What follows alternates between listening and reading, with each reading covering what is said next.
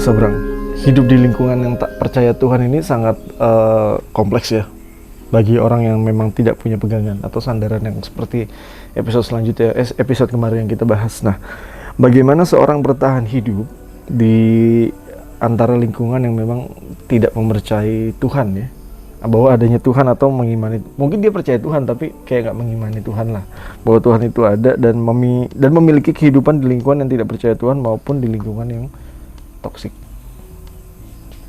Bagaimana keluar dan pandangan Mas Abrang? Bentar, apa ini yang tidak percaya Tuhan dan dengan yang toksik, apakah itu dianggap sebagai sama kemudian? Tidak percaya Tuhan sama dengan toksik. Ini sudah pada satu angle narasi tertentu. Iya. Karena ada yang belum percaya, tidak percaya Tuhan karena sedang mencari atau dia punya posisi yang lain. Iya. Saya sendiri pernah tidak, dalam tanda petik, tidak pernah mengalami masalah kumpul dengan orang percaya Tuhan atau tidak. Karena interaksi tidak harus pada area itu.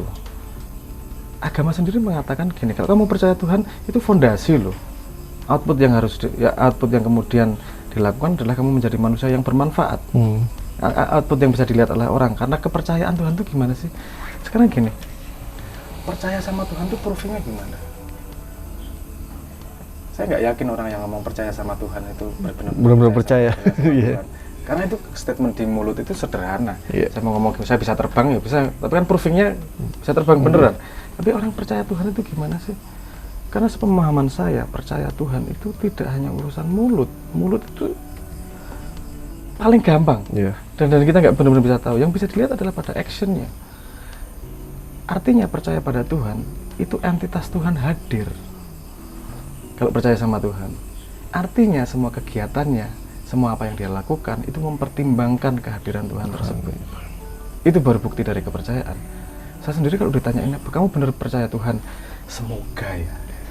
Karena saya nggak mau sebagai statement, ya saya berusaha menghadirkan Tuhan terus-terusan. Kalau action saya kemudian tidak menghadirkan Tuhan, omongan saya hanya menghina Tuhan dalam tanda petik, dan saya mengotori orang-orang yang benar-benar percaya Tuhan dalam tanda petik. Saya kalau kamu bisa melakukan merugikan orang banyak, korupsi, dan kamu mengatakan kamu percaya Tuhan, Tuhan hadir di mana sih itu? Saya nggak paham itu. Kemudian kamu percaya Tuhan, Tuhan hadir di mana? Ketika kamu ngambil duit persis bahwa itu bukan milikmu dan kamu tahu Tuhan nggak senang dengan itu, kamu tetap lakukan, berarti kamu nggak percaya Tuhan, nggak hadir beneran di situ kok. Jadi keislaman, kesolehan, percaya sama Tuhan itu bukan sesuatu yang bisa diomongkan oleh mulut menurut saya, tapi pada action kamu setiap hari gimana, hadir nggak Tuhan dalam hidupmu? Pada jidat hitam atau pada baju segala macam itu kan nyun sewu lah. Saya nggak bisa ngejudge bahwa itu benar atau salah. Yang bisa saya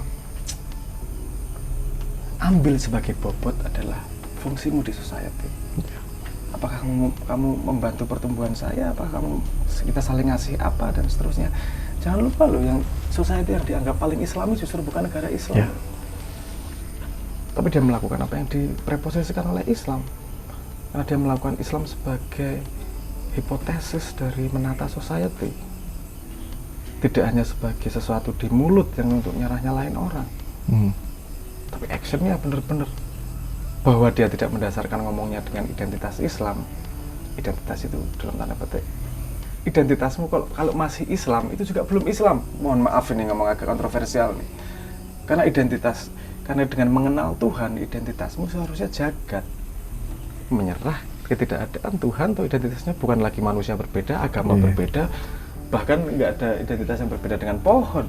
Integral ya Mas? Integral harus ya. Kalau masih pada identitas politik, masih pada identitas kelompok, pertanyaan sederhananya kan gini, lebih penting mana di depan mata Tuhanmu yang kamu percayai? Kamunya atau identitas kelompokmu? Dan pada kegiatan sehari-hari apa yang kamu angkat? Dirimu atau baju kelompokmu? Jangan ngomong Islam kalau kamu masih yang diangkat adalah identitas kelompok. Tuhan udah jelas ngomong, kamu ketemu Tuhan sendiri nanti, nggak sama kelompokmu, bahkan nggak sama keluargamu. Kamu ngaku percaya Tuhan, tapi itu aja nggak disadari. Makanya saya sangat khawatir kalau mau ngomong percaya Tuhan atau tidak.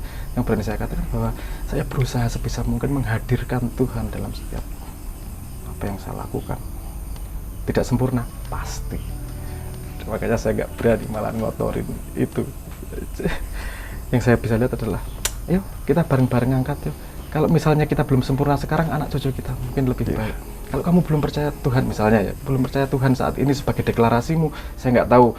Kalau perilakumu baik, itu kan bisa saja kamu percaya Tuhan tapi tidak disadari bahwa kamu percaya Tuhan. Kan ada tacit, ada eksplisit itu tadi.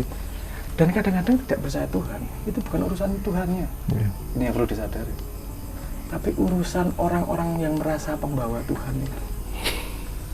Orang merasa punya otoritas terhadap ketuhanan, perilakunya buruk, aku nggak mau perilakuku seperti itu. Aku nggak mau ikut identitas seperti kamu, karena aku nggak senang perilakumu.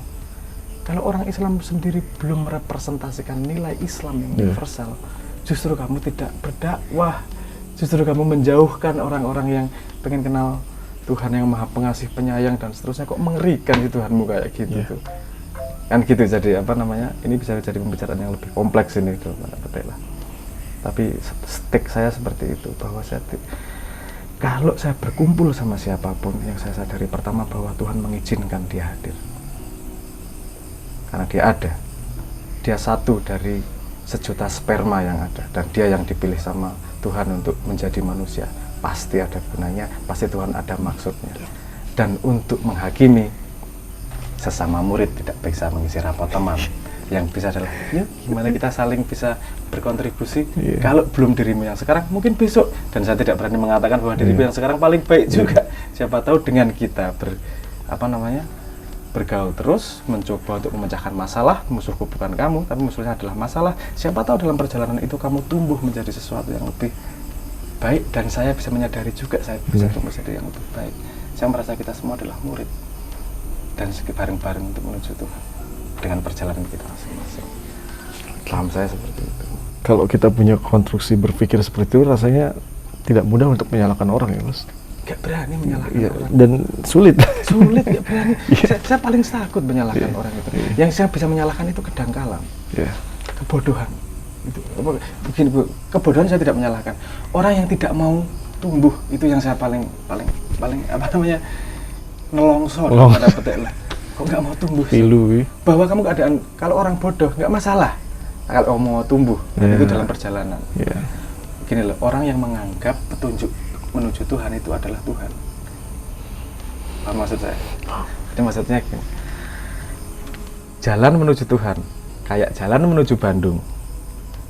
Udah kita perjalanan nih, bukan berjalan menuju Bandung, tapi petunjuknya ini dikelonin kayak gini, ini lo yang bener, ini lo yang benar, kamu nggak akan pernah sampai ke Bandung. Tersesat itu syaratnya nomor satu adalah berhenti berjalan untuk alasan apapun.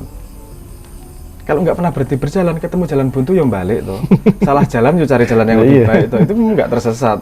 Bahwa saat momen itu dia belum pas, ketika dia tidak berhenti untuk tumbuh, masih ada kans untuk memperbaiki diri.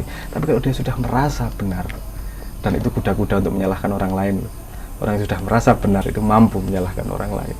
Jadi, kalau dia sudah merasa benar, itu resiko terbesar untuk tersesat, menurut saya. Dan mematikan potensi untuk bertumbuh. Karena dia merasa sudah sampai. Terima kasih Mas Abram.